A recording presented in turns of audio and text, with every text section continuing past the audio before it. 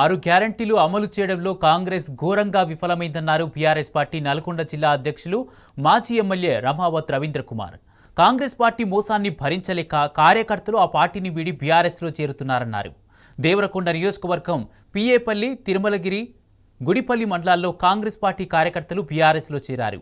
గులాబీ కండువాలు కప్పి రమావత్ రవీంద్ర కుమార్ పార్టీలోకి ఆహ్వానించారు. కేసీఆర్ ప్రజా సంక్షేమాలు యావత్ దేశానికే దిక్సూచిగా మారాయన్నారు.